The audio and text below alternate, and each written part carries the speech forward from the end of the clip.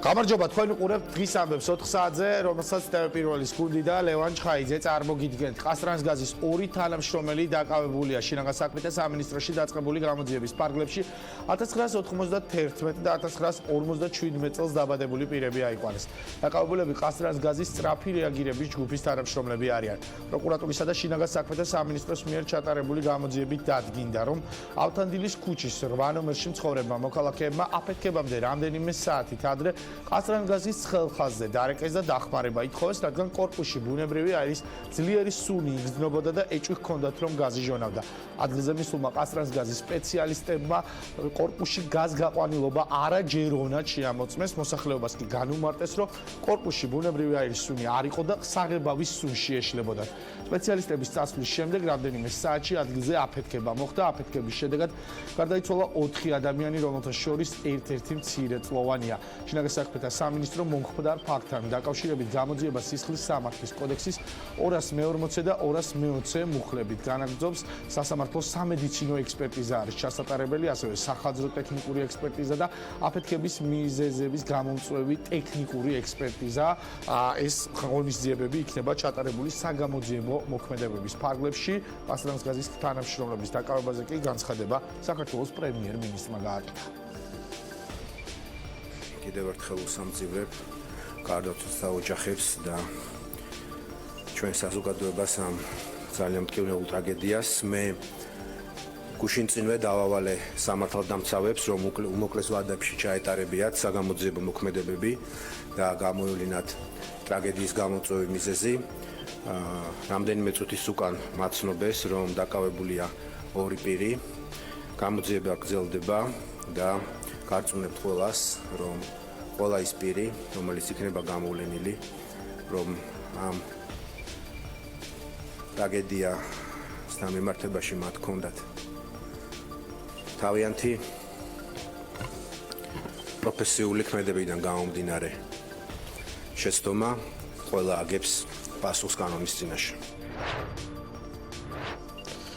ყასტრანსგაზის დაკავებული თანამშრომლები პოლიციამ შემთხვევის ადგილზე მიიყვანა. რა საგამოძიებო მოქმედებები ტარდება საქმეზე, ამას ტელეპირველის ჟურნალისტი სესილი ბოკერია გვეტყვის, რომელიც დილიდან მუშაობს თემაზე. სესილი, რა საგამოძიებო ღონისძიებისთვის მოიყვანეს ყასტრანსგაზის დაკავებული თანამშრომლები აფეთქებულ კორპუსთან და რას გეუბნებიან ზოგადად სამართალდამცავები?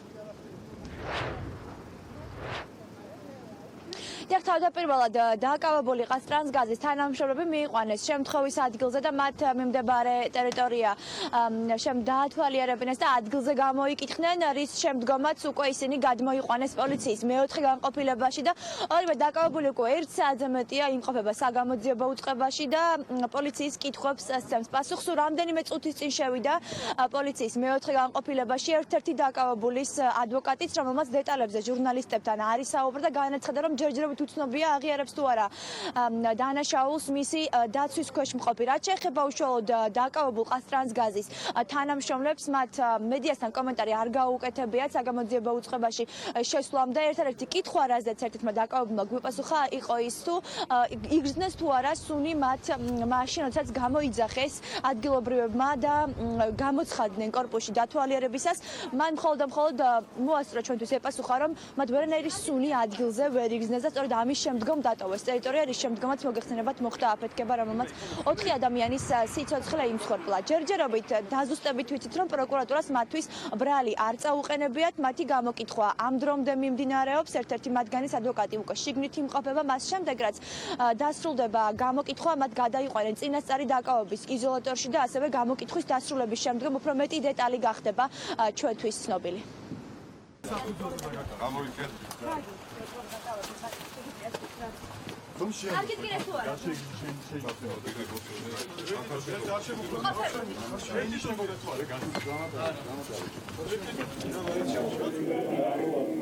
დიახ, როგორც უკვე გითხარით, ამ დრომდე მიმდინარეობს გამოკითხები პოლიციის მეოთხე განყოფილებაში, გამოძიება მიმდინარეობს 240 და 220 მუხლებით, რაც გულისხმობს სამუშაო უსაფრთხოების ნორმების დარღვევას, რამაც გამოიწვია 2 ან მეტი ადამიანის გარდაცვალება. 48 საათი აქვს საგამოძიებო უწყებას იმისთვის, რომ ორივე დაკავებულ ყაზტრანსგაზის თანამშრომლებს ბრალი ოფიციალურად წარადგინონ, რის შემდგომაც უკვე 24 საათში აღკვეთი ღონისძიება უნდა ჩაინიშნოს.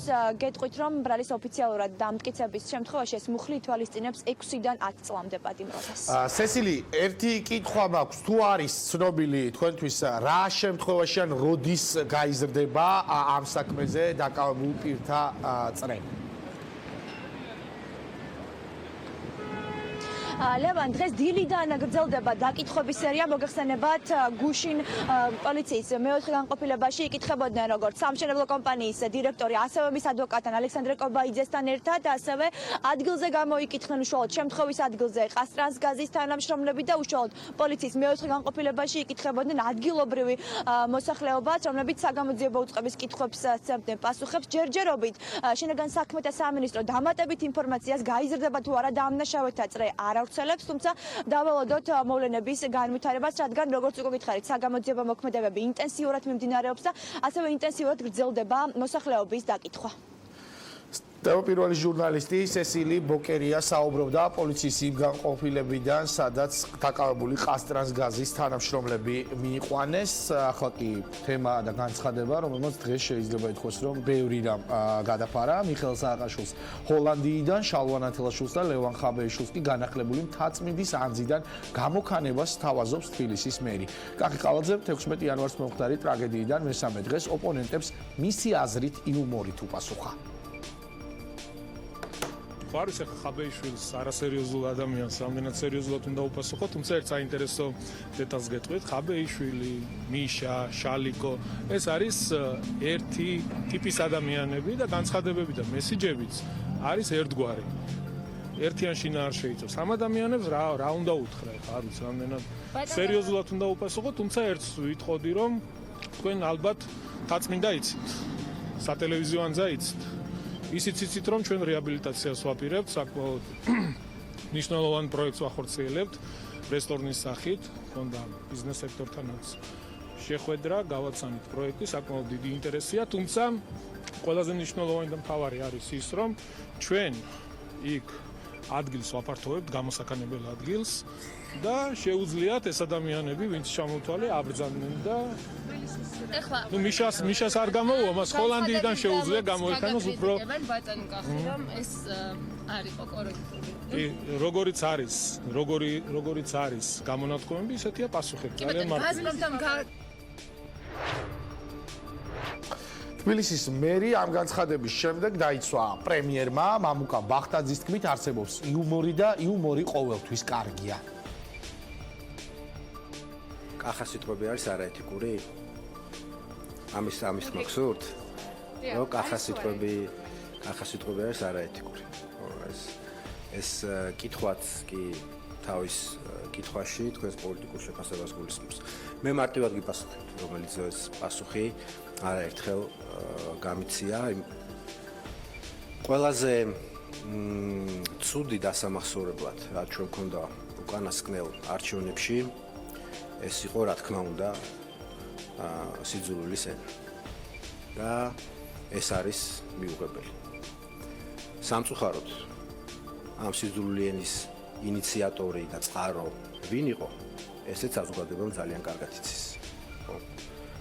შესაბამისად, ყოველთვის ჩვენი პოლიტიკური გუნდის პოზიცია, მათ შორის კახასი იყო და არის და მუდამ იქნება, რომ ეს არის მიუღებელი. სამწუხაროდ, ჩვენი პოლიტიკური ოპონენტების დიდი ნაწილი განაგრძობს იგივე რეჟიმში ცხოვრებას. რატომ? იმიტომ რომ ეს მათი ცხოვრებისეული ფასეულობაა. ამასთან ერთად, რა თქმა უნდა, არსებობს იუმორიც და იუმორი არის ყოველთვის ძალიან კარგი. ვინ როგორ გაიგო თბილისის მერის განცხადება და რა ხდება რეალურად დედაქალაქში 16 იანვარს მოხდარი აფეთქების შემდეგ თბილისის საკრებულოს წევრი ქართული ოცნებიდან ლევან ჟორჟოლიანი და ასევე თბილისის საკრებულოს წევრი ერთიანი ნაციონალური მოძრაობიდან ლევან ხაბეიშვილი არიან ჩვენი სტუმრები. მადლობა რომ პასუხობთ დღის ამბების კითხვებს. პირველი კითხვა მაქვს ლევან ხაბეიშვილთან, რომელიც დღეს თბილისის მერის მიმართვის ადრესატი იყო. როგორიც არისო დამოკიდებულება და ქცევა მათი მხრიდანო და ცრუბრალდებებიო ისევ პასუხობთო ასე განაცხადებენ უმრავლესობის წევრები და ის ადამიანები რომლებიც კახი კალაძის გამართლებას ცდილობენ. ლევან მოგესალმები, მივესალმებ მაყურებელს. მე ესე იგი ძალიან ცუდია სიტუაცია, როცა ქვეყანა ქალაქს ყავს ასეთი უტიფარი და სამწუხაროდ უზრდელი მერი. ყველაფერს იკეთესთან ერთად აი ასეთი ტრაგედიის დროს, როცა მერს შეუძლია რომ აი ასეთ ტრაგედიაზეც კი იღლიცინოს და შემდეგ პრემიერ-მინისტრმა განმარტოს რომ გუშინ გლოვის დღე გამოაცხადა და დღეს უკვე თურმე იუმორი კარგია და თურმე ხალისობის ხასიათზე არიან ბიჭები, უკაცრავად, მაგრამ მართლა მძიმე საყურებელია. ეხლა მეორე რაც შეეხება ის რომ ოპონენტების მიმართ მუდმივად გამოირჩევა ესეთი უზრდელობით და უხამსობით და ასეთი დამოკიდებულებით, ეს არ არის ლევან პირველი შემთხვევა, გვახსოვს ხო? რაღაცა გოთვერნული გრიგოლ ვაშაძეს საკუთარ ლოგინში გადატრიალდეს, მათ შორის საკრებულოს თომაზე მემუქრებოდა ნაძვის ხეზე დაკიდებით. ახლა თურმე თაწმედი და უნდა გამოვექანოთ. ნუ ეს არის ლექსიკა, რა გაქანების კაციც არის კახი კალაძე, აი იმ ლექსიკით საუბრობს ახლა. როცა საუბრობთ კალაძეზე, აუცილებლად და გავიგე რომ ოქსფორდი არა აქვს დამთავრებული, მაგრამ მინიმალური ინტელექტია საჭირო იმისთვის, რომ მსგავსი ენით არ ესაუბრო. როცა საუბრობ იმაზე, რომ მას ინტელექტია, ადამიანური ინტელექტით, მას მორალიც არა აქვს.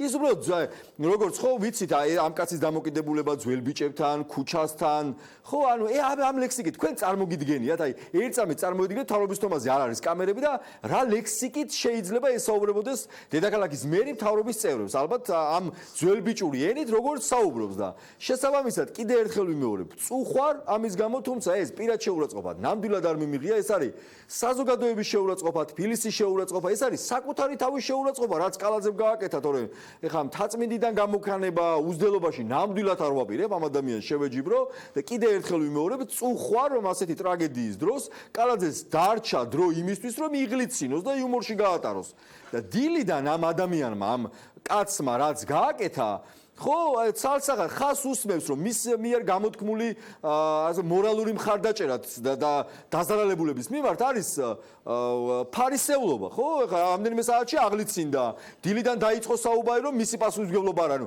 კალაძის თავი ამოცანა არის მას არ დაბრალდეს რამე. ოღონდ კალაძეზეც სულს ნუიტყვით, თორე დანარჩენი თაწმინდიანაც გამოეკანონ, კისერიც მოიტეხონ, იუმორშიც გაატარებს, ტრაგედიასაც დაივიწყებს. ოღონდ კალაძეზე არ თქვას ვინმე მცუდი. და რა თქვა ოპოზიციამ დღეს ტყუილი ლევან ოპოზიცია მათ შორის მე პირადად მაგალითად თქვი რომ კალაძე არის დაკავშირებული ყასტრაზგასთან რომ კალაძემ მისი დაცვის წევრი გია ბენაშვილი დანიშნა თავის დროზე სპეცმმართველად კალა კაპიტანს უწერი ამ კაცს გია ბენაშვილის პარლამენტარია გია ბენაშვილი რომელიც კალაძემ შეიყვანა პარლამენტში და უწერია საბუშაო გამოცდილებაში რომ კალა კაპიტალის უსაფრთხოების სამსახურის ხელმძღვანელი იყო და მერე იყო ყასტრაზგაზის სპეცმმართველი კალაძის ხო ლევან აგიბრუნდებით ჩვენ აუცილებლად მანამდე თქვენს ოპონენტს საკრებულოს უმრავლესობიდან უნდა მიცეს. და დავასრულებ, აი, სატრანსპორტო სამსახურის ხელმძღვანელი იყო კობახიძე, აი ეს ადამიანი გენერალური დირექტორია ყასტრაზგაზის. ახლა კალაძის და ყასტრაზგაზის ურთიერთობების შესახებ რა თქმა უნდა ცნობილია და კალაძე როგორც მერი და როგორც ყასტრაზგაზის არაფორმალური მმართველი მინიმუმ პოლიტიკურ პასუხისმგებლობას აქვს რომდეს და ამაზე იყო საუბარი ლევანის შემდეგაც მოვისმინეთ ისაც მოვისმინეთ. დაგიბრუნდებით, ახლა ლევან ჟორჟოლიანთან გადავალთ. ლევან, ის განცხადება, რომელიც ჩვენ მოვისმინეთ დღის დილის 10 საათზე უბრალოდ მერის მხრიდან და ის საუბრობდა რომ რაღაც წინა ხელისუფლების პირობებში გაცემულ სამუშაო ნებართვებზე და ასე შემდეგ. რამდენად არის ახლა იმ სიტუაციის ადეკვატური, რომელიც ჩვენ გვაქვს 16 იანვარს მოხდარი აფეთქების შემდეგ. დაკავებულია ორი ადამიანი, თუმცა მოქმედი მერი იშვერდეს ხელს ყოფილი ხელისუფლებისკენ სამშენებლო ნებართვებზე საუბრობდეს ამ აფეთქების ფონზე, სწორად მიგაჩნიათ? მოგესალმებით, მივესალმები მაყურებელს. პირველ რიგში მინდა წუხარება გამოთქვა და მიუსამძირო გარდაცვლილების ოჯახებს. ძალიან რთულია ასე დროს კონკრეტული კომენტარების კეთება ამ ფაქტთან დაკავშირებით, განსაკუთრებით როდესაც მცირეწლოვანი არის გარდაცვლილი.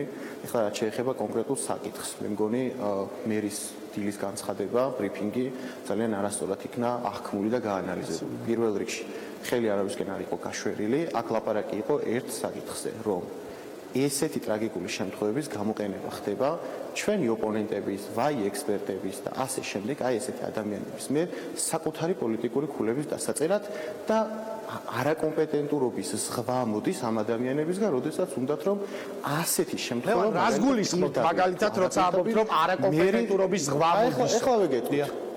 კი, ეხლა ვეგეთქვით. ამაში მე გულისხმობ იმას, რომ მაგალითად დააბრალო თბილისის მერს ის რომ ის არის რეალურად ხასტრასგაზის მფლობელი, ერთი ეს და ამით ვერაფერს ვერ ამტკიცებდე და მეორე ის რომ თითქოს მუნიციპალიტეტის პასუხისმგებლობა არის გაზის ქსელის მიერთება, შემდეგ მისი ექსპლუატაცია და უსაფრთხოება.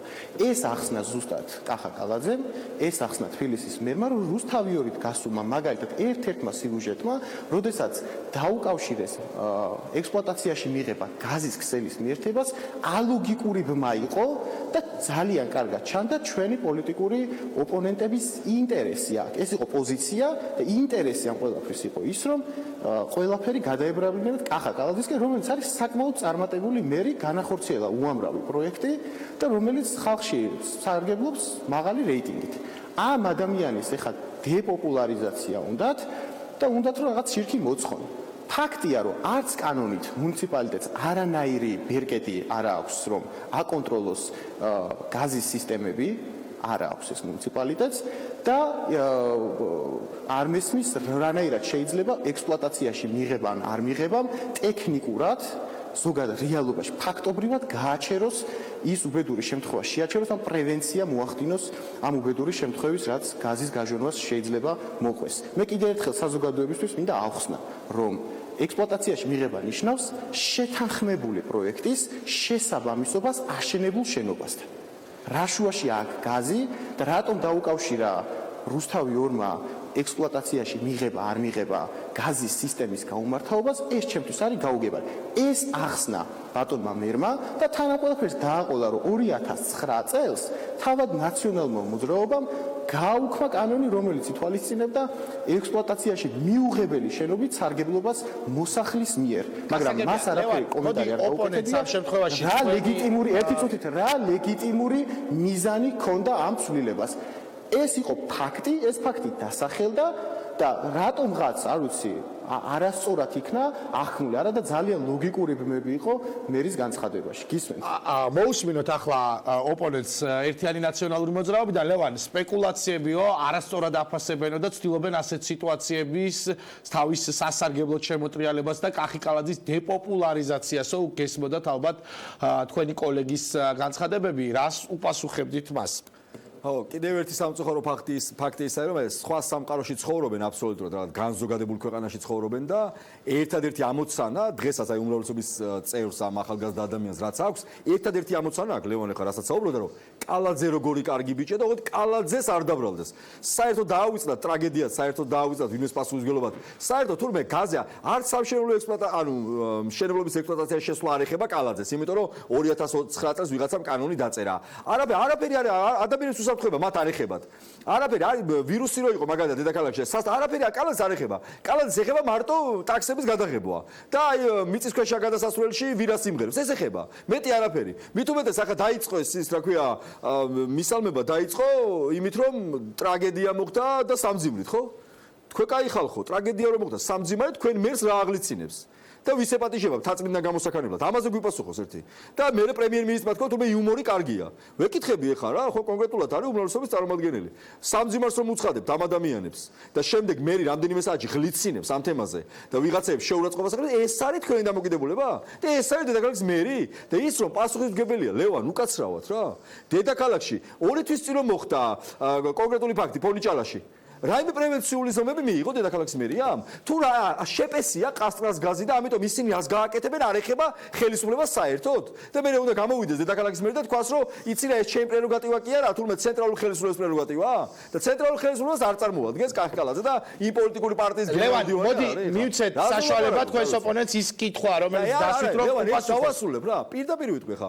გუში საუბარი იყო რომ ტრაგედია მოხდა, პრევენციებზე უნდა ვიფიქროთ. არავის ესე ხელი კი არ დაადო, კალაძემ კი არ გააკეთა. ტრაგედიები ხდება, მაგრამ მხრების აჩეჩვა და მუდმივად ვიღაცაზე გადაბრალება, რაც უკვე წესად ექცა ამ ხალხს. არ არის სწორი. როცა ხარ მე მოუსმინოთ ახლა ლევან ჯორჯოლიანს. თქვენი ოპონენტი კითხულობდა რომ როდესაც ადამიანებს უსამძიმრე ქვეყანაში გლოვის დღეა გამოცხადებული, მეორე დღეს რა გაღლიცინებს, ან ვის ეპატიჟები თაწმინდის ანძიდან გამოსაქანებლათო. გისმენთ, საინტერესო იქნება თქვენი პასუხის მოსმენა ამ კითხვაზე. არა, იზიარებ თუ რა ამ ლექსიკას, ესე ძალიან მნიშვნელოვანია მართლა. ამ კითხვა ერთი წუთით ამაცადეთ.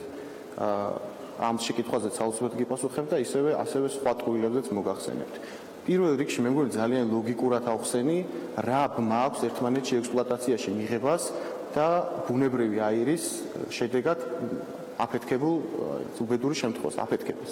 ხო? მაგრამ უბედურება რა არის? ამას ახლა მე კიდე მეორეჯერ ავხსნი, მაგრამ იგივე შეკითხვას დამისვავენ ჩემი ოპონენტები. აი ეს არის უბედურება. ეხლა რაც შეეხება კახკალაძის განცხადებას. რატომ უკავშირებენ ამ განცხადებას იმ უბედურ შემთხვევას არ ვიცი მე, იმიტომ რომ კახიკალაძე და პრემიერი იყო ის ადამიანი, რომელიც ადგილზევე გაჩნდნენ იმ წუთში, როდესაც ეს უბედური შემთხვევა მოხდა და სწორედ მერიამ უზრუნველყო ყველა იმ ადამიანის დაბინავება და უზრუნველყოფა და ზარალის ანაზღაურებას მერიაც კისრულობს თავის თავზე. ამას ნუ უკავშირებენ. ეს განცხადება მოდი დაუკავშიროთ საკუთარ გამოხტომებს, საკუთარ ქმედებებს, რომ ორ დღეში, ანუ აი ამ ფაქტიდან ორ დღეში პირდაპირ თუ არაპირდაპირ ხელი დაადეს კახაკალაძეს და უთხრეს, რომ იცი რა განსაზღვრაზე არის ერთი წუთი ლევან გეტყვი ახლა. არა, მართლა გულწრფელ ახალგაზრდა ადამიანი ხარ, მიუხედავად განსხვავებული პოზიციებისა. მე ოპონენტი ახალგაზრდა ხარ და შესაბამისად ძალიან გთხოვ მოიქცე ისე როგორც შესაბამება ის ლექსიკა არა შეთვის მისაღები. ლაპარაკი და მაგის მერე. ლევან, მესმის რომ რთულია, მაგრამ მე პასუხი მაინტერესებს მართლა. უხეშობაზე ახალგაზრდა ადამიანი ხარ. ეს ლექსიკა სწორია? მე რომ გლიცინებს ამ დროს ნორმალურია? გეტყვი ეხლავე. მართლა მაინტერესებს. მე გამიხარდებოდა კახაკალაძეს ამ განცხადების გაკეთება არ დაჭირებოდა, თუმცა როდესაც ადებ ხელს ამ ადამიანს პირდაპირ თუ არაპირდაპირად დედაშვილის სიცოცხლის მოსპობაში, იმიტომ რომ თურმე ხასრასგაზი არის კახაკალაძის და ის ფულს ზოგავს უსაფრთხოებაში და ეს ნარატივი გინდა. ეხლა რო უტრირებ ატყობს, გავს არაფერი არ მიგავს. მისი პასუხისმგებლობაც რომ არის ამაზე უტრირებ. თორე პერსონიფიცირება და ადამიანებზე მკვლელობის დამარება თქვენი საქმეა და თქვენი ასეთ უხეშობას ჩადიხარ, ასეთ ემოციურ ფონზე იღებ უხეშ პასუხს, თუმცა მე გამიხარდებოდა რომ ამ განცხადების გაკეთება მერს არ დაჭირვებოდა. გასაგებია? მომეწონადი? კი, კარგია რომ ემიჯნები ამას რომ ეს ლექსიკა თუ შეიძლება მე ჩავერთვები დავსვა გლიცინის დრო რო არ არის კარგი. მესმის რომ დებატი ლევან ჯორჯოლიანს მინდა ვკითხო. თქვენ თქვით რომ კარგი იქნებოდა რომ მერს არ დაჭირვებოდა ასეთი განცხადების გაკეთებაო, თუმცა ამას უკავია საკმაოდ მაღალი თანამდებობა, არის არჩეული თბილისის მერი და აქვს თქვენის ვალდებულება. რამდენად სწორია, როდესაც გადაუდებელი აუცილებლობით იყო ასეთი განცხადება განპირობებული, ეს იყო პასუხი თუნდაც მის მიმართ იყო ცილისწამება. გთხოვთ ლევან, მივცეთ საშუალება ლევან ჯორჯოლიანს. კი, არა, აღარ ჩავერთვები მე, გავიგე ლევანის პასუხი. არ ჩავერთვები. არა, მე მინდა მის პასუხის მოსმენა. როცა ტყუილზე საუბრობს, როცა ტყუილზე საუბრობს. მის პასუხის მოსმენა მინდა ამ ბენაშვილზე და კობახიძეზე ეს განცხადება იყო გადაუდებელი აუცილებლობით. ლევან ხაბეიშვილს მიმართა გთხოვ, თუ შეიძლება მომეცით საშუალება, წავიყვანო ეთერი. ლევან ჯორჯოლიანის პასუხი მინდა კითხვაზე. გისმენთ, ეს განცხადება გადაუდებელი აუცილებლობით იყო საჭირო და განპირობებული? კიდე ერთხელ განმარტავ.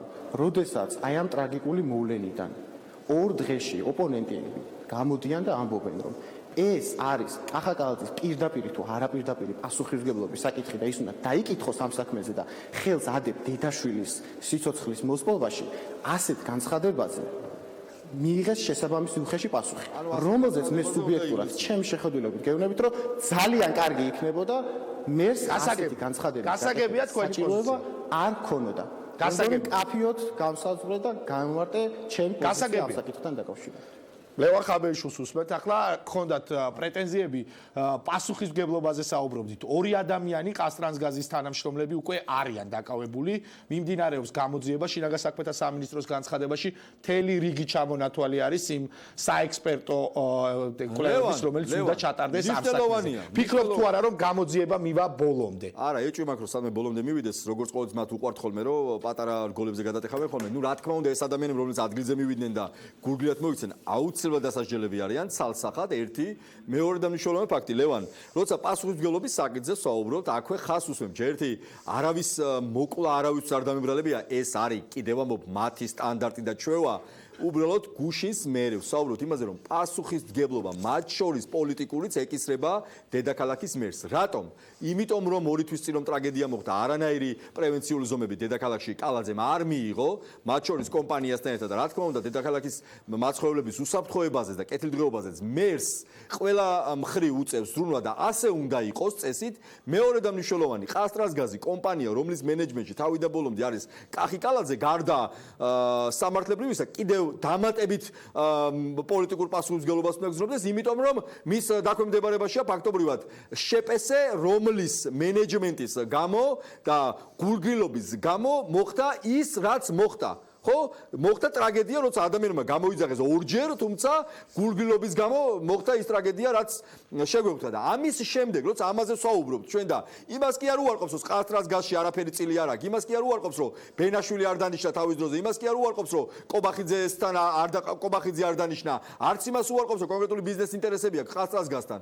უბრალოდ მისი საქმე არ არის და უბრალოდ არა ოღონდ მასზე ცუცნუ ვიტყვით და საბოლოო ჯამში თურმე ახლა აპრავებენ, აი როგორც უთხარით, როგორც თქვა ოპოზიციამ, ისეთი პასუხი მივიღეთ და როგორი პასუხი მივიღეთ, ასეთით რა გუში რომ გლოვის დღე გამოაცხადეს და დღეს მთელი საქართველო მართლა ამ ტრაგედიაზე ლაპარაკობს, მერმა მოიცალა საღლიცინოთ.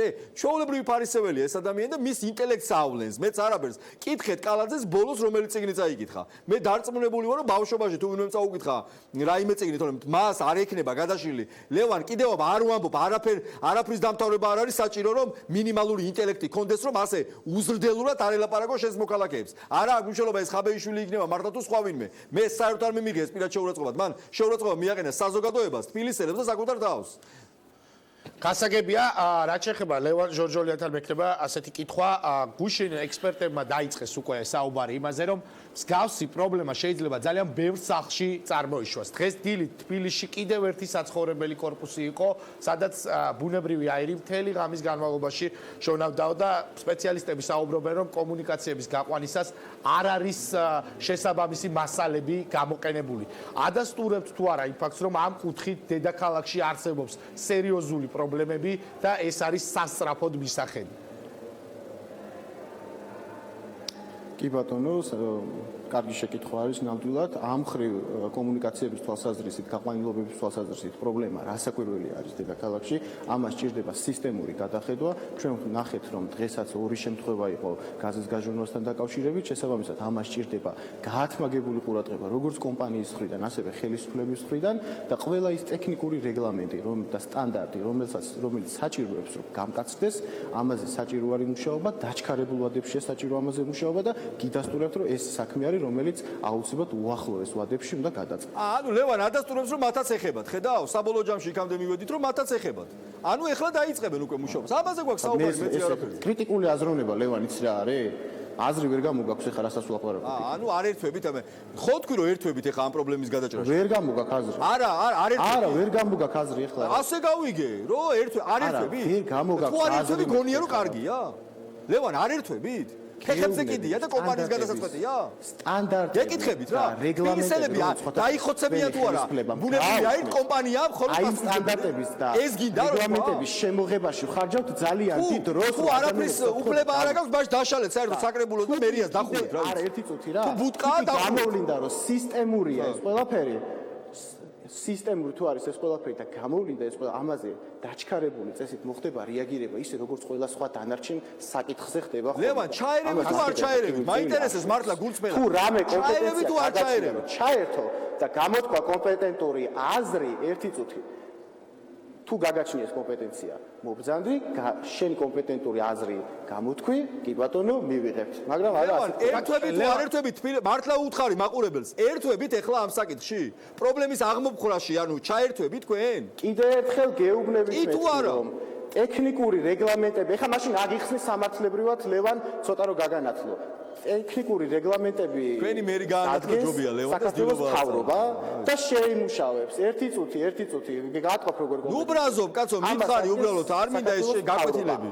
მაყურებელს ელა ლევან, მე ნუ მელაპარაკები. აი ეს ნუ გამოდიხარ შენ საშუალება ლევან ჟორჟოლიას იპასუხოს მაყურებელს რომელიც აი ეს ადგეს თავი. ერთვები. თუ საჭირო იქნება ჩვენი ჩართვა, ჩვენი კომპეტენციის ფარგლებში აუცილებლად შევერთვებით, მაგაზე ნამდვილად არ გაწყენია. და ლევან ხაბეიშვილს მინდა ვკითხო, თქვენი ჩვენი კომპეტენციის ზედამხედველობის სამსახურის უფროს საკრებულოში. პოპულიზმის ფარგლებში როგორც შეიძლება. ლევან ხაბეიშვილს მინდა ვკითხო რაც ახლა. შეეხება ზედამხედველობის საქალაქო ლევან ჟორჟოლიას მივცემ სიტყვას, ჯერ მაქვს კითხვა ლევან ხაბეიშვილთან. ზედამხედველობის სამსახურის უფროს იბარებთ თბილისის საკრებულოში. რა კითხვები გაქვთ კონკრეტულად? ლევან, განსხვავება ნახე, მართლა გულწრფელად გეუბნები, განსხვავება რა არის? ნახე, ოპონირების რეჟიმშია რა, რომ აი ხაბეიშვილს უპასუხოს და რეალობაში უნდა ელაპარაკოს თბილისელებს, ვინც ამ ხალხს თავის დროზე ხმა მისცა რაღაცნაირად, ხო? ნებით თუ უნებლიეთ რა, დაძალებით თუ ფულით თუ არ მიცეს ხმა, ხო? ეხლა თბილისელებს უნდა ელაპარაკოს, რომ ხაბეიშვილთან კი არ უნდა იყოს დაპირისპირებაში. ერთი, მეორე, როცა საუბრობთ ზედამხედველობის საქალაქო სამსახურის უფროს დაბარებაზე. აქ საქმე არის მნიშვნელოვანი საქმიან ურთიერთობაზე. როცა საუბარია ექსპლუატაციაში არ შესულ კორპუსებზე. მნიშვნელოვანია ზედამხედველობის სამსახურიდან მოვისმინოთ და მათ შორის სტატისტიკა გვაინტერესებს, ხო, რომ რამდენია ესეთი კორპუსი, რომელიც არ არის ექსპლუატაციაში და ზედამხედველობის სამსახური რა უფრო ბევრია, ხო, საკითხი რის პრობლემაა? ხო, ვიღაცას ფასადის გამო არ იბარებენ, რაღაცას შახტა, ლიფტი შახტა არ აქვს, რაღაცას კიბი აკლია, რაღაცას ის არ აქვს, რა ქვია, სახანძრო გასასვლელი. ამიტომ უნდა მოვისმინოთ ზედამხედველობის საქალაქო სამსახური და სტატისტიკად შევთავაზოთ თანამშრომლობას და ვიფიქროთ პრევენციაზე, ლევან, რომ უამრავი ავარიული კორპუსი რომ გვაქვს დედაკალაში, რომელზეც ექსპერტიზის დასკვნადებს, ხომ? ხვალ რომ ასეთი ტრაგედიები არ გაგრძელდეს. ეს არის სამუშაო. და მათ გონიათ, რომ რა შუაში ახლა ზედამხედველობის სამსახური, ესენი პოპულისტები არიან. პოპულისტები კი არა, თქვენ კაი ხალხო. ვიმუშაოთ, რომ ხვალ იგივე არ მოხდეს. ამაზე ვლაპარაკობ ჩვენ და თქვენ მათ შორის თქვენი მერი უზრდელობს, ღლიცინებს, მე პრემიერი თუნდაც იუმორი კარგია. აი ეს დამოკიდებულებებში გეშლებათ რა. მადლობა თბილისის საკრებულოს დეპუტატს ერთიანი ნაციონალური მოძრაობიდან ლევან ხაბეიშვილს და ახლა ლევან ჟორჟოლიას დავუსვამთ მოგთხოვს. ლევან, მოვისმინეთ ჩვენ მოთხოვნა ნაციონალური მოძრაობისგან, რომ უნდა მოვიდეს ზედამხედველობის სამსახურის უფროსი. კითხვები არსებობს, რამდენი კორპუსია თქვა საცხოვრებელი სახლი, რომელიც არ არის შესული ექსპლუატაციას და ასე შემდეგ. თქვენ როგორც უმრავლესობის წევრი ხარც უჭერთ თუ არა ამ მოთხოვნას, რომ ზედამხედველობის სამსახურის უფროსმა საკრებულოს წინაშე ასეთი მოხსენება გააკეთოს და ვითარება გაგაცნოთ. ამასთან დაკავშირებით ჩვენი საუბრის დასაწყისშივეც ვთქვი, რომ თუ ამ კონკრეტულ უბედურ შემთხვევას უკავშირდება ზედამხედველობის საქალაქო სამსახურის, კი არა, უпростоრად ამ შემთხვევაში ვქო მუნიციპალური ინსპექციის, იმიტომ რომ მოხდა ცვლილება რეალურად. მუნიციპალური ინსპექციის უფროსის დაბარება ეს არის ალოგიკური, იმიტომ რომ გაზის სისტემების მუშაობა საერთოდ არანაირ კავშირში არ არის ექსპლუატაციის მიღებასთან. ამას ვიძახი ამდენი ხანია და ისიც დავამატებ უბედურება ისა რომ ამას როცა გავმარტავ ძალიან ლოგიკურად ჩვენი ოპონენტები მაინც გვეუბნებიან რომ ექსპლუატაცია შესული თუ არ შესული სახლების პრობლემა დგას თბილისში. კი ბატონო, დავითვალოთ, რამდენი სახლი არის შესული და არ არის შესული ექსპლუატაციაში თბილისის ტერიტორიაზე. ეს ამ უბედურ შემთხვევასთან დაკავშირებით რას გვაძლევს? აი, მართლა ვერ ხვდები. ლოგიკურ მას ვერ ვაკეთებ ამასთან დაკავშირებით. ძალიან დიდი ბოდიში, ეს არის არაკომპეტენტურობა, მეტი არაფერი. თორე შეუძლია მუნიციპალური ინსპექციის უფროსი ნებისმიერ საკითხზე დაიბარონ, რეგლამენტის მიხედვით შეკითხვა გაუგზავნონ, შემდეგ რეგლამენტი ითვალისწინებს გარკვეულ ვადას ამ შეკითხვაზე პასუხისგაცემის და მათ შორის დაიბარონ მოვიდნენ საკრებულოში, თქვა და გასცეს სამსახურის უფროსს შესაბამის პასუხი. უბრალოდ ამ შემთხვევიდან გამომდინარე თუ არის ეს დაბარება, ხო? რა შუაშია მართლა ვერ ხვდები. თორე დიდი სიამოვნებით ჩვენც ჩვენ ნამდვილად ვერ დაგვასწრებდა ინსპექციის უფროსის დაბარებას ნაციონალური მოძრაობა რამე შემხებლობაში რო იყოს. კიდევ ერთხელ ვიმეორებ, ლოგიკური არ არის ამასთან დაკავშირებით. ექსპლუატაციაში მიიღებ თუ არ მიიღებ სახლს, უბედური შემთხვევის პრევენცია, განსაკუთრებით გაზის სისტემებიდან გამომდინარე, არ ხდება ეს. ალოგიკურია. თუმცა მაგალითად ის პრობლემა არა და ერთად დავითვალოთ რამდენი სახლი არის ესეთი და რამდენი საშიში და ყურადღება მისაქცევი. ამაზე ვინ არის პასუხისმგებელი გარდა კომპანია კასტრანსგაზისა? ამაზე პირდაპირ პასუხისმგებელი პირველადი კი ბატონო, პირველადი პასუხისმგებლობა თუ გულისხმობთ გაზის სისტემებს, ხო? ბუნებრივი აირის სისტემას პასუხისმგებელი არის თავად კომპანია. შემდეგ თუ კი ჩვენ აღმოვაჩენთ, რომ კანონმდებლობაში არის პრობლემა, ან კანონმდებლობის აღსრულების პრობლემა არის, მაშინ რასაკვირველია ეს ცენტრალური ხელისუფლების. თუმცა ლევან ერთმა დეტალმა დამაინტერესა, მაგალითად თქვენ ახსენეთ, რომ კომპანია არის ამაზე პასუხისმგებელი. თუმცა კომპანია როგორ ასრულებს ამ კუთხით ვალდებულებებს? ამაზე ზედამხედველობა არც ერთ სახელმწიფო უწყებას არ ეკისრება? ამაზე ზედამხედველობა ამ საკითხთან მიმართებაში სახელმწიფო არ ახორციელებს და ამას ამბობდა ზუსტად თბილისის მერი, რომ 2009 წელს ასეთი სახის ზედამხედველობა გაუქმდა. გასაგებია. მაგრამ ტექნიკურ ნაწილს რამდენად სწორად არის თქვათ ის სისტემა დამონტაჟებული, დაინსტალირებული კონკრეტულ კორპუსში, ამაზე ზედამხედველობა არ ხორციელდება. თუ კი ჩვენ დავინახავთ, რომ ეს არის სისტემური პრობლემა და კომპანია ყველა ჯერზე სამუშაოს ასრულებს უხარისხოდ, რასაკვირველია დადგება დღის წესრიგში ამ კუთხით დარეგულირების საკითხი, ზედამხედველობის საკითხი. ერთი პატარა ფრაზა, ძალიან დიდი გულში პატარა ფრაზა, ყოველ ჯერზე, როდესაც ჩვენ კონკრეტული ბიზნესის რეგულირებას ან ზედამხედველობაზე ინიცირებას ვაინიცირებთ კონკრეტულ პროექტებს, ნაციონალური მოძრაობა, ევროპული საქართველო, ეს ერთი და იგივე გუნდია, ხო, ფაქტობრივად. იძახიან, რომ ყველაფერს დაარეგულირებს ბაზარი, ლაპარაკობენ 2006 წლის ნარატივით. და როდესაც რაღაცა უბედური შემთხვევა ხდება, პირველი მარეგულირებლები გამოდიან ხოლმე და არ ვიცი, მარკს და ენგელს აჯობებენ ხოლმე იმაში, სოციალიზმის იდეებში და კიდევ ერთხელ ჩამოყალიბდნენ ჩვენი ოპონენტები ყველაფერს ბაზარი უნდა არეგულირებდეს თუ სახელმწიფო უნდა არეგულირებდეს ისეთ საქმიანობებს, რომელიც პირდაპირ კავშირშია ადამიანის სოციალურ და ჯანმრთელობასთან და შეგახსენებთ, რომ ყოველ ასეთ ჯერზე ისინი ეწინააღმდეგებოდნენ შრომის ინსპექციის ჩამოყალიბებას, მათ ხმა არ მიუციათ შრომის უსაფრთხოების კანონისთვის და მათი გაუქმებულია უსაფრთხოების სისტემა ამ ქვეყანაში. ამიტომ მინიმუმ მორალური პასუხისმგებლობა უნდა აიღონ და ამ საკითხზე საერთოდ არ უნდა ილაპარაკონ. თქვენ რომ ძალიან დიდი შეცდომა დაუშვეს თავის დროზე, რომ ამდენი წლით გააუქმეს ქვეყანაში უსაფრთხოების სისტემები, რამაც შეიწირა უამრავი ადამიანის სოციალური და ჯანმრთელობა. დიდი მადლობა თბილისის საკრებულოს დეპუტატს ქართული ოცნებიდან ლევან ჟორჟოლიანს, რომელიც იყო დღის ამბების სტუმარი. ახლა კი ეთერში რეკლამის დროა, რეკლამის შემდეგ უკვე ფილმის საინტერესო პრემიერა გელით თქვენ ვისზე და რაზე არის ფილმი პრეზიდენტი, რომლის პრემიერაც დღეს საღამოს 20 საათზე არის დაგეგმილი კინოთეატრ ამირანში. ამის შესახებ ჩვენ რამდენიმე წუთში ვისაუბრებთ.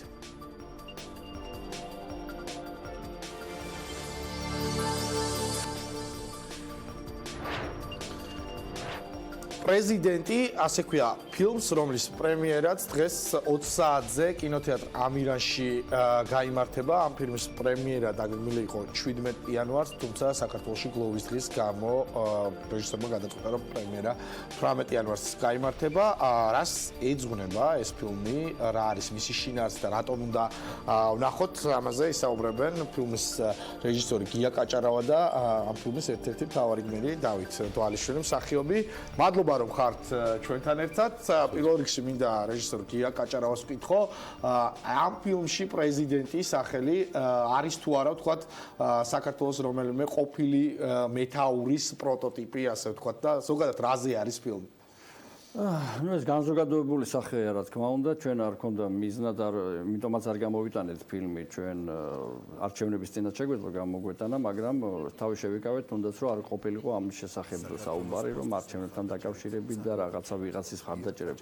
ჩვენი მიზანი იყო გაგვეკეთებინა სატირული კომედიური ფილმი იმ ყოფაზე, რა ყოფაშიც საერთოდ ვიმყოფებით წლების მანძილზე და ეს არ არის არც დაცინო არაფერი, მაგრამ ალბათ გამოკვლევა იმისა თუ რა უნდა აკეთოს, აქ კონკრეტულად პრეზიდენტზე არ არის საუბარი, პრეზიდენტი განზოგადებული სახეა გითხარით და ასე ვთქვათ სახელმწიფო მეთაურმა და თვითონ რასაც ქვია მთავრობამ. და ბატონ დავით, რამდენად არის მაღალი დოზით სატირა და იუმორი და ქართულ რეალობას თუ შეიცნობს მაყურებელი ამ ფილმიდან. განზოგადებული სახეა პრეზიდენტიო და ზოგადად მთავრობის და სახელმწიფო მოხელეებზე არისო და არის ძალიან ქართული სატირა. ძალიან ქართული ჩვენი სამწუხაროდ ჩვენი დიდი ტკივილიც არის შიგნით და იუმორში დანახული რა თქმა უნდა.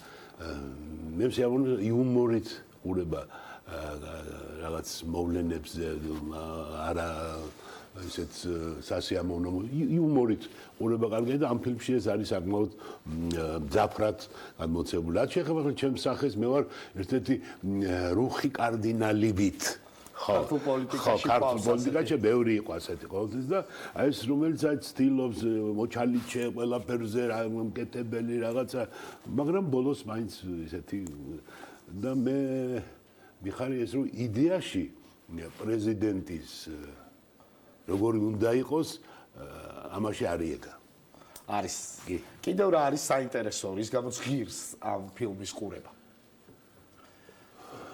რა ვიცი ბევრი რა საინტერესო სახეები აქტიორული ვინ არის მე მგონი აი ის ვინც პრეზიდენტს თამაშობს სულად ახალგაზრდა ყმაწვილია ისე ნახა ბატონმა გიამს რაღაც ნახა მაპადია ნახა ხო მოაჩინა იპოვა ხო და კამხაძე ხო კარგი ბიჭია მომავალი საინტერესოა არ ვიცი ახლა ნახოთ კიდე არის პატარ-პატარა სახეები იქ რაიზადაც დგება ფილმი და ეს სახეები არის გაკეთებული კარი ოთარ მიხელაძე ჩემოდო რომელსაც საინტერესო რამდენიმე მრავალი სახე აქვს გაკეთებული რამდენიმე წრეწრიც იმიტომ რომ აქ თითქმის ერთი და იგივე ადამიანები მონაწილეობენ მაღაზიაშიც იმაშიც ვინც აკეთებენ ამ საქმეს ერთი და იგივე ხალხია პრინციპში საქმის გამგეთებელი და ამ კინოში ეს საკმაოდ ჩანს აშკარად რომ ერთი და იგივე ხალხი მუშაობს ყველაფერზე. პირველ რიგში ალბათ იმიტომ და ბატონო ამოიცნობს თუ არა მაყურებელი ქართული პოლიტიკიდან წარსულიდან თუ აწყოდან რეალურ პერსონაჟებს რომლებიც ქმნიან ჩვენ ქვეყანაში პოლიტიკას აი ამ ფილმში. კი, რა თქმა უნდა, ეს თავისთავად ხაზგასმითაც არის ამოიცნობს, ვინ როგორ ამოიცნობს თავის თავს, ან ამოიცნობს საკუთარ თავს თუ სხვას დაინახავს, ეგ ხა ცოტა საკამათო თემაა და ალბათ საერთოდ გვიყვარს განზოგადოების დროს საკუთარ თავიდან ავირიდოთ ეს, მაგრამ პირველი მინდოდა მე პასუხა იმაზე თუ რატო უნდა ნახოს, თქვათ მაყურებელმა ცოტათი გადაუხვევ და გეტყვით დავამთავრებ მე რომ პირველი იმიტომ რომ ეს არის პირველი ქართული ფილმი 2019 წლის ეს ერთი დიპლომი. პირველი სატირული ფილმია საერთოდ ამ ბოლო წლებში, რაც გაკეთდა. არ ყოფილა სატირული ფილმი საერთოდ სახელმწიფო წყობაზე. იშვიათად ხდება ხოლმე და რაც შეეხება უკვე პერსონაჟების გამოცნობა, ამოცნობას, მე მგონი რომ ძალიან ბევრი კამათიც კი მოყვება ამას, რომ ეს იყო და ეს იყო მიზანი ფილმისა, რომ არ ყოფილიყო აი კონკრეტულად ეს არის, ყველას ერთნაირად რომ მეფიქრა. ძალიან კარგი იქნება თუ ბევრ სხვადასხვა სახეს ამოიცნობენ. ბატონი დავითი ამბობდა რომ საინტერესო მსახიობები შეკრიბაო რეჟისორმა, მათ შორის ახალი მსახიობებიც. ვინ არიან ეს ადამიანები, რომ თქვათ ჩვენს მაყურებელს და რაღაც საინტერესო პერსონაჟები შექმნეს ამ შემთხვევაში გაამართლეს თუ არა მოლოდი.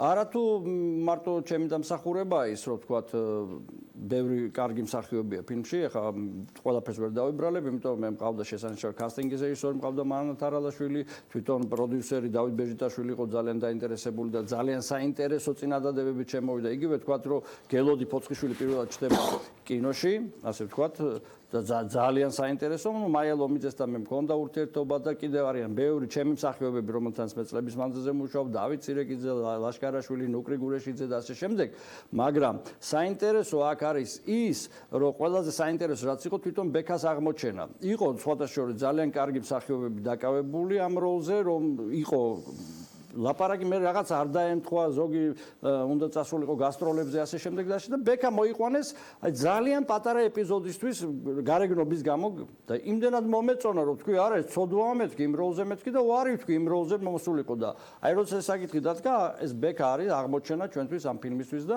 ულოცავ ბეკას ამ წარმატებულ პრემიერას თქვენ ალბათ იხილავთ მალე ამ ფილმს და ნახავთ რომ მართლაც შესანიშნავი როლი გამოვიდა და ახალი ვარსკვლავიც იბადება ამ ძველ და გამოცდილ ვარსკვლავებთან ერთად როგორც არის ბატონი დავით დვალიშვილი.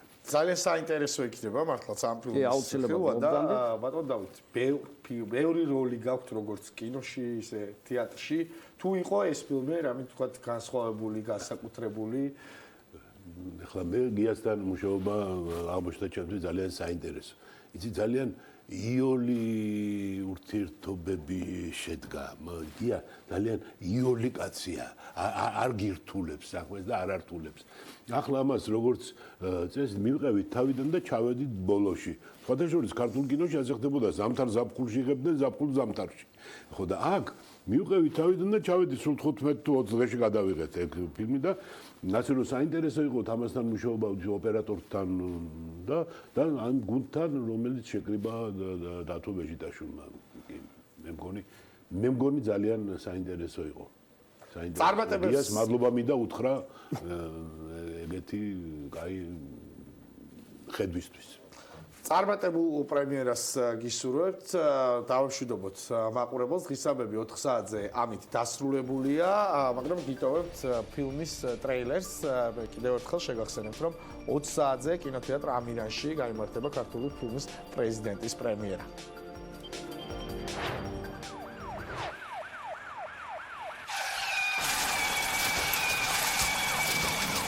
ქართული ფილმის სახლი და სინემაგია საქართველოს პოსტის მხარდაჭერით წარმოგიდგენთ გია კაჭარავას ფილმს. საით ვიყურო? აი აქ ბატონო პრეზიდენტო, აი აქ.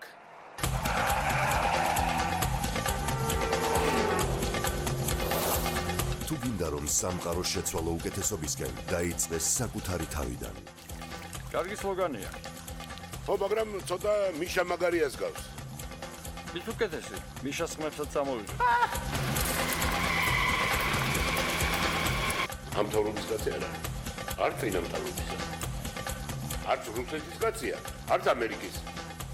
ხო, ირკვევა არც თქვენი ყოფილი. მე ჩიტოვი.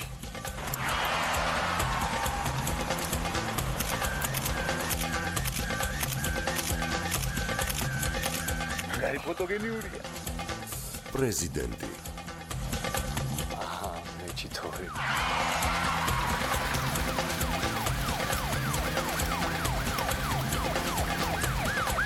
17 იანვრიდან კინოთეატრებში.